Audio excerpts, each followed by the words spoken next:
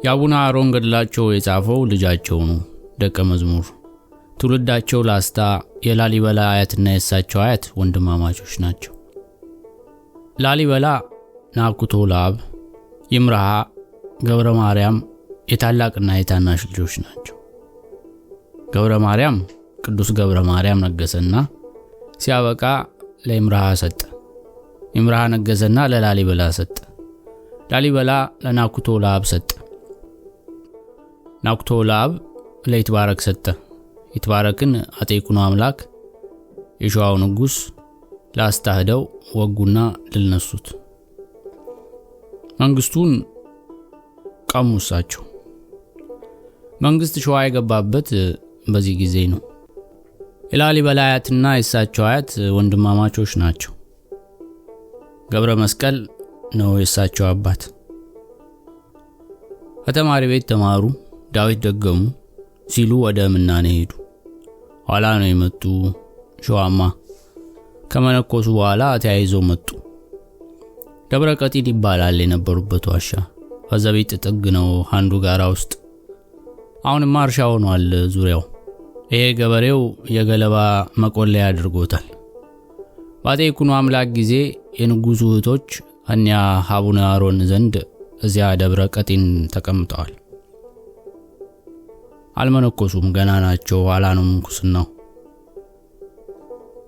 አመካሪያን ናቸው። አመክሮት ነው የሚባል ከቆብ በፊት ያለው አገልግሎት። ሳራ በርበራ ይባላሉ። አሁን ሳራ በርበራ የሚባለው መሬት አለ ሴቶች የነበሩበት። ከገደሉ ስር ከቤተ ክርስቲያኑ ግርጌ አቡነ አሮን ተክለ ሃይማኖት ዘብሔረ ጎጃም ይለዋል። ከሰሳቸው አቡነ አሮንን በነውር። በደብረ ብርሃን መጣና ሸዋ ለንጉሱ ንጉስ ንግስት የሚወልዱትን የንጉሱን እህቶች እዚያ አስቀምጦ አመንኩሷል። እንዲህ ያለ ጥጋበኛ መነኩሴ አለ። ነገር ሰራ፣ አሳበቀ። ተያይዘው መጡ አቡነ አሮን። እነዚያ ሴቶችም መጡ ደብረ ብርሃን። አደባባይ ቆሙ ሸዋ። ራቁታቸውን አቆማቸው አደባባይ። እነኛንም እህቶቹን ራቁታቸውን፣ አቡነ አሮንንም ራቁታቸውን አደባባይ ላይ። ራስክን አዋረድክ እንጂ ያልተዋረድኩም አሉ እሳቸው። ይኸው ያስኩት አካል ከአባቴ ከአዳም ጀምሮ የወረደ ነው። አባትህ አለው፣ ያንተም አለ። እኒህ እህቶች የያዙት ከእናታቸው ከሔዋን ጀምሮ ወረደ። የአያትህ አለ፣ የእናትህም አለ፣ የሚስትህም አላት። የሚያሳፍረን ነገር የለብንም አሉ። ግረፈው አለና ገባ። ወታደሩ የታዘዘው ቢገርፋቸው ጅራፉ ከጀርባቸው ላይ አይወድቅም። ኋላ መጣ አስገራፊው። ምን ያህል ገረፋችሁት? 200 አልፈናል። ጅራፍ ከጀርባው ላይ አንድ አልወደቀበትም። ደም የለ፣ ሰንበር የለ፣ ምንም የለ። የግርፋቱ ምልክት አሏቸው። ሁሉም ተገርፈዋል። ሴቶቹም ተገርፈዋል። እነሱም ጅራፍ አልነካቸው። ካሩሲ ጋራ ወዲያ በረሃኑ ቆላተ ዳራ ይለዋል ገድሉ። ስደዱት ተባለና እዚያ ሄዱ አቡነ አሮን። እዚያ እንዲቸገሩ ነው። ሴቶቹ አፈረሱ አልተባለም። የሆኑትን እንግዲህ እዚያ ገድሉ ላይ አልተጻፈም። ሲሄዱ የአቡነ አሮን ዳዊታቸውን አዋሽ ውሃ ውስጥ ወሰደው። እዚያ ያዘው መነኩሴ ነጠቀና እዚያ ቆላተ ዳራ ሲገቡ በረሃ አይደለ ውሃ ፈነዳና አደረ። መከራ እንዲቀበሉ ነበር የላካቸው። ውሃው ፈነዳና በበነጋው ጎመኑ እለቱን ተተከለ። እስከ ወይን እስከ ትርንጎ ድረስ ጓሮ ሁሉ አትክልት መሆን 7 ዓመት ተቀመጡ። አትክልቱ ወንዙ ሁሉ አለ። አረ እናንተ አንድ መነኩሴ ያግዘን አልነበረም ወይ አለ ንጉሱ። እሱማ አገሩን ውሃ ብቻ አድርጎ ወይኑ ያለው ሁሉ አትክልት ጓሮው ሁሉ እንዲህ ያለ ነው አሉት። ናበሉት አለ። አቡነ አሮን አዋሽ ሲደርሱ ያ የተነጠቀው መነኩሴ አባታችን ዳዊትን እኮ የወሰደው ይሄ ውሃ ነው አለ። ይሄ ነው አዎ። እስቲ መቋሚያዬን አምጣ። መቋሚያቸውን ተቀብለው ዝቅዝቅ አድርገው ቢሉ አንጠለጠሏትና መጣች ዳዊቷ። አውጥተው ቢያራግፏት ትቢያውን ቡን አለ በ7 ዓመት። አሁን ዳዊቱ በጌምድር ነው ካንዱ ከቆብ ልጃቸው ቤተክርስቲያን ያለው። ኋላ ሂዳ አገር ግባ አሏቸው ንጉሱ። ተነስተው ሲሄዱ እዚያ ላይ መሸብን እኮ እንስፈር እንጂ አሏቸው ሰዎቻቸው። ሲሄዱ እዚያ ላይ መሸ። ቀናሉና በያዋት ፀሐይ ልትገባ ብላለች። አንቺም ከዳሽኝ አሉ። ቀጣለች። ወበእንተ እዝ ተሰምየት አንቺም ይላል ገድሉ። አሁን አንቺም ይባላል አገሩ። ሐዋድላ ውስጥ ነው። እነራስ ጉግሳ አሽዋጋ የተዋጉበት።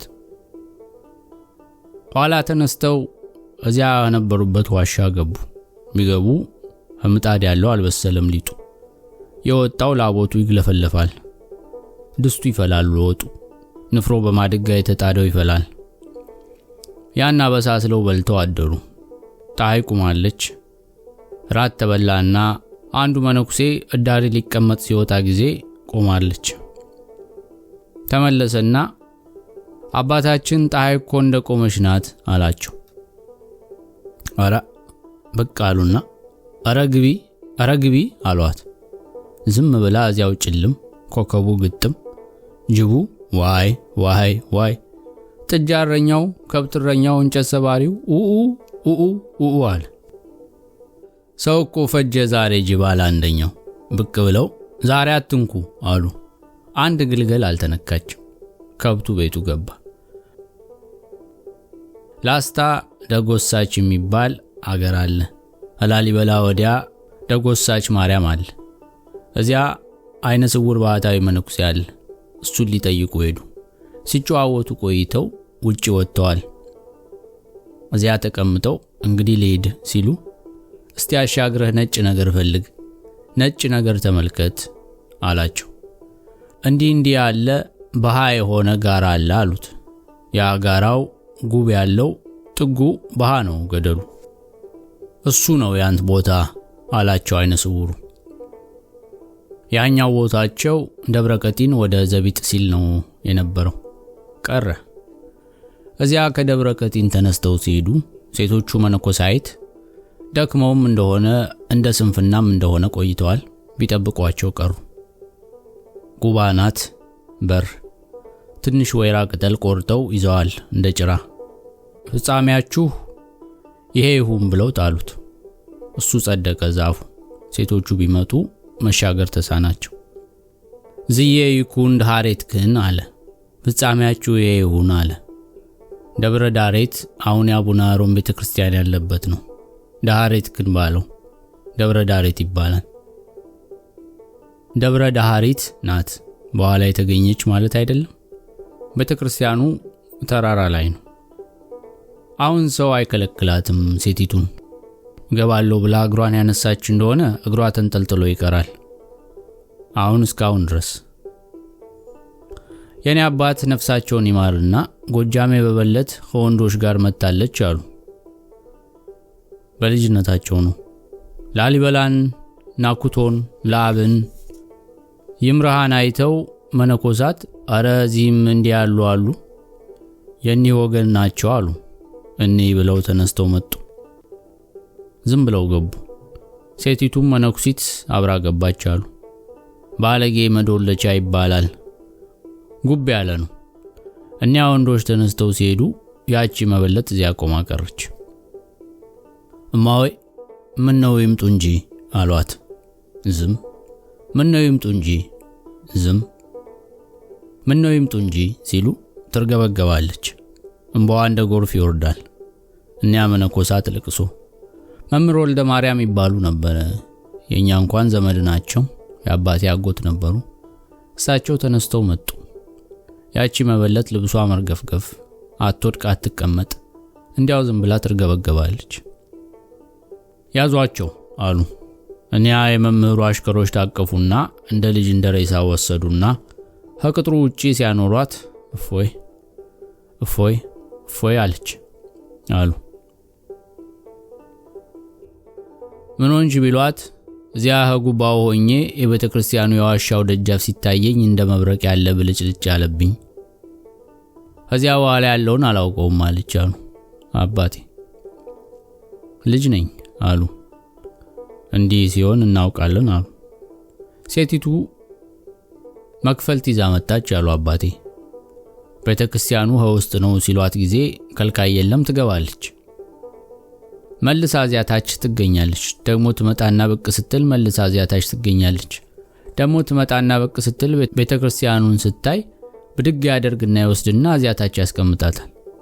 የጻድቁ ቃል ኪዳን ነው። 2 ጊዜ ወርዳ በሶስተኛው ሰው አገኛት። ምን ነው ቅድም ስትሄጂ አግኝቼሽ አልነበረም ወይ ቢሏት እኔ ወጥቼ ነበር አላውቅም ይሄው መለሳለሁ አለች አሉ። የለም ወዲያ ተከለከለው አትገቢም ወዲህ ውጭ ነው አላት።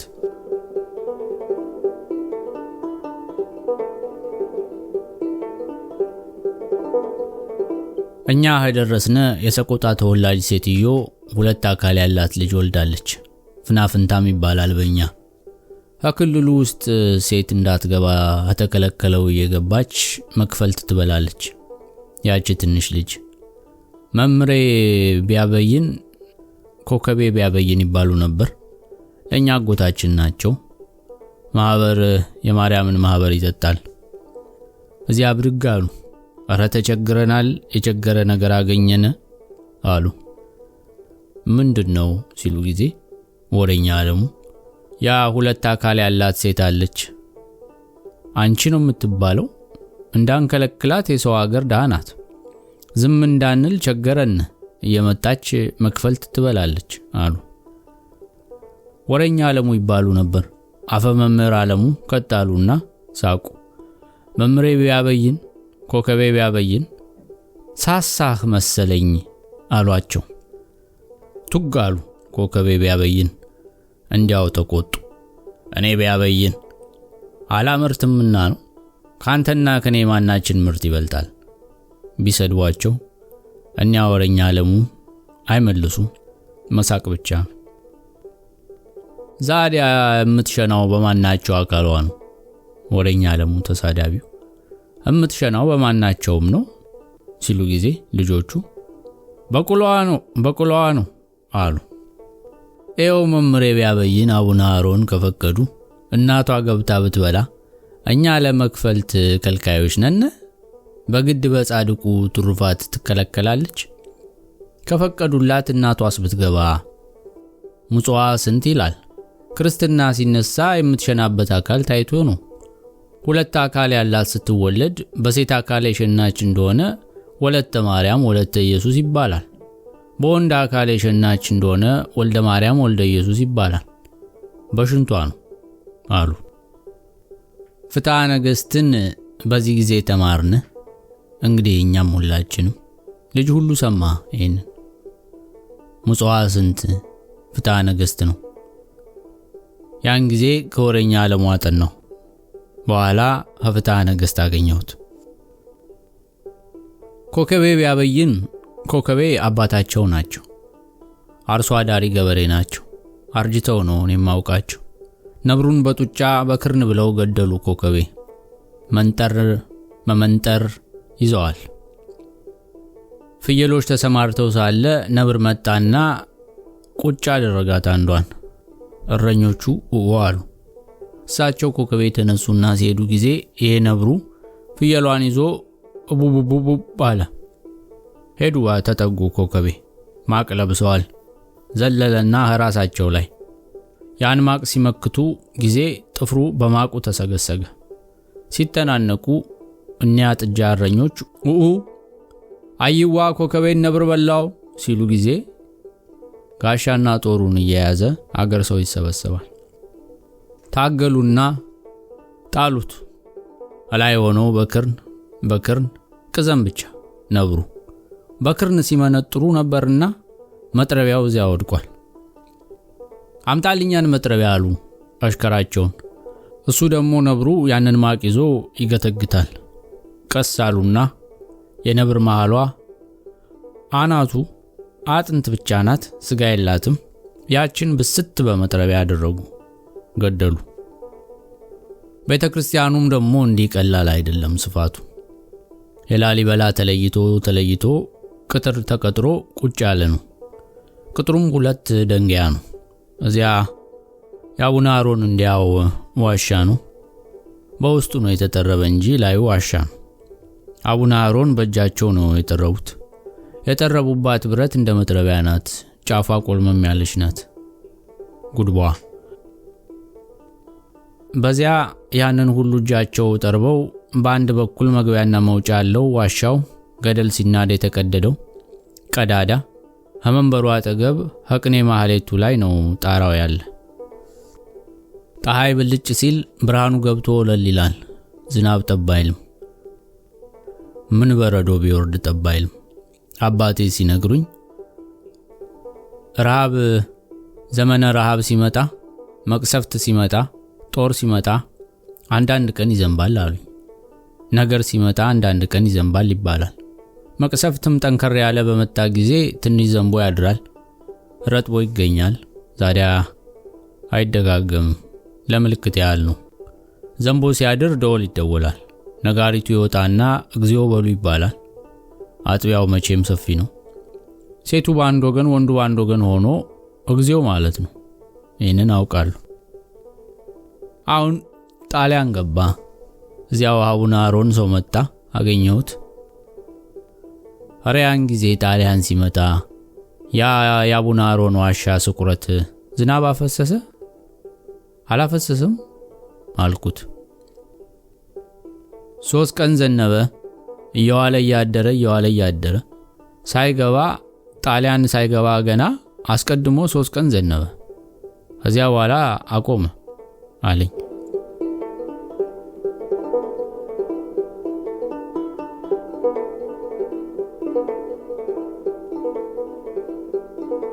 አቡነ አሮን መምህር አይደሉ እንዴ? ልጆቻቸው የምንኩስና ያዕቆብ ልጆቻቸው 60 ለማለት ይሆናል 60 ድረስ ይሆናሉ። ብዙ ናቸው። ገዳም ቤተክርስቲያን እየተከተሉ አቅንተው ያሉት። በበጌ ምድር እንኳን ታቦት ያቀነቱ ብዙ ናቸው። ከዚህ አንዱ ነው ዳዊቱ። እኛ ዘንድ የለም፣ ስማቸው ይጠፋኛል። ትልልቆቹ 6 ገዳማት ናቸው። ውቅሮ መድኃኔዓለም ይባላል። በጌ ምድር በደብረ ታቦር አጠገብ ትልቅ ነው። የሰራው መልከ ጼዴቅ መሰለኝ። እሱም እንዲሁ ዋሻ ነው፣ ግን እንደ ላሊበላ ነው። እኔ እንኳን 2 ቀን አድሬበታለሁ።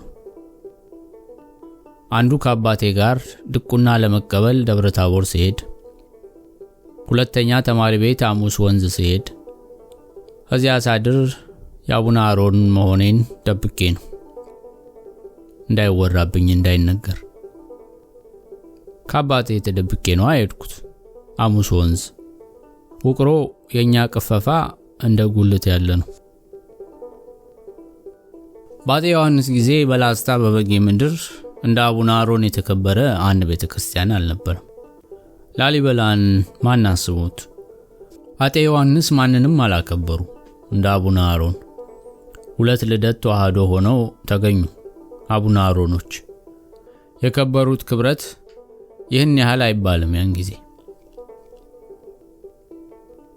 ዝንጀሮማ በአቡነ አሮን ባጥቢያቸው እንዲያው ባጥቢያቸው እህል ማንኛውንም አይነት እህል አይበላም ነበር አሉ። ቅርሚያ ደግሞ አይለቀምም ባገሩ። ላሊበላ አጠገብ አቡነ ዮሴፍ አሉ። ዮሴፍ የቡልጋ ሰው ናቸው። ሰውነታቸው እንኳን መነኩሴ በመናኔ ሄደው ይኖራሉ። አቡነ ዮሴፍ እንደንጦጦ ያለ ጭርስ ጋራ ነው። በረዶ ይፈላበታል። እኔ ተነስቼ ላሊበላ ለስም ላይ ሄድኩ። ብቻዬን ነው ኮብልዬ ሄድኩት። እናት ከአባቴ ቤት ከዜማ ቤት ሆኜ ነው አቡነ አሮን። ወደ ይምርሃ ሲሄድ በአቡነ ዮሴፍ ግርጌ ትልቅ ዝንጀሮ ክምር ላይ ተቀምጣ ፀሐይ የሞቀ አካሉን ያካል። ባለቤቱ ያጭዳል። ትልልቁ ሰው ቆሞ ያደንቃል። ጉድ ጉድ ጉድ ይላል። አንድ ልጅ ተገኘ መንገደኛ።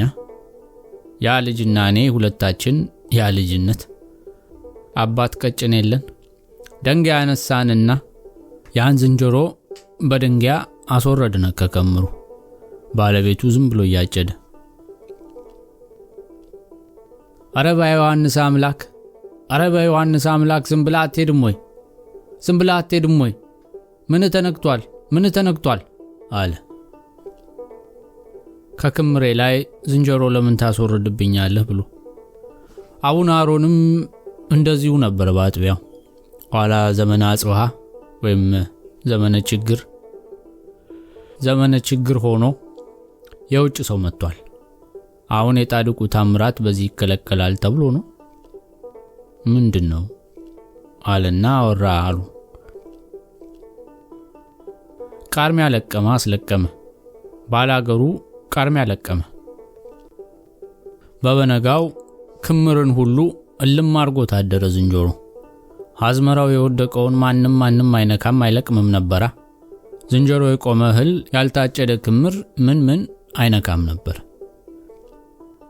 ክፉ መካር ባላገሩን ቅርሚያውን ካስለቀመው ዝንጀሮም ከዳ። ያ ውጪ አጥቢያውን ሁሉ አልነበረም የማይበላው።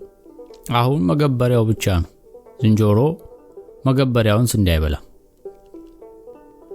እንግዲህ ይሰጣል መገበሪያውን።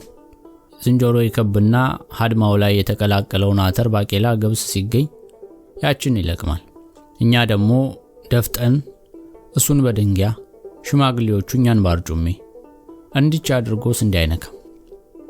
እንግዲህ ከመካከል ላይ ወይ አተር ወይ ገብስ ይገኛል። ያችና እቺ ዝንጀሮ አንድ ጊዜ ያዩታል። አንዷ ገብሱን ታነሳለች፣ አንደኛው ሲሻሙ ስንዴውን ታነሳና ትውጣለች። ዋይ ትጮሃለች እንደምትመታ ሁሉ። ብትር እንዳነሱበት ልጅ እየተክለፈለፈች ገደሉን ወርዳ መሄድ። ዝንጀሮ ሁሉ ተሰብስቦ መፋጀት ይከተልና ወደ ሜዳው ሲደርስ ይመለሳል። ውሻ የሚውልበት የሚያውከው ነውና። እናትና አባቷ ይከተሉና ዝቅ ይላሉ። እሷ እየተክለፈለፈች መውረድ። እኒያ እየተላቀሱ ዝንጀሮ ሁሉ ዋይ። ትልልቁ ሰው ሴቱም ወንዱም ብቅ ብለው ማልቀስ ነው። በዝንጀሮዋ ላይ እንዲህ ያለ ማት ወረደባታ። ያቺ ዝንጀሮ አርጩሜ እንዳነሱበት ልጅ እየተቀበዘበዘች አጥቢያውን ጨርሳ ትሄዳለች። አጥቢያው ሲያልቅ ተቀምጣ ትጭራለች። የውጩና ይሄኛው የአቡነ አሮን የክልሉ የገዳሙ በደንበር ሲጣላ ምስክር በዚህ ጊዜ እዚህ ላይ ዝንጀሮ ጭራበታለች ብሎኝ ነበር አባቴ። አያቴ እዚህ ላይ ጭራበታለች ብሎኛል ብሎ ይመሰክራል። ዝንጀሮ ያልጫረበት አቡነ አሮን የለማ።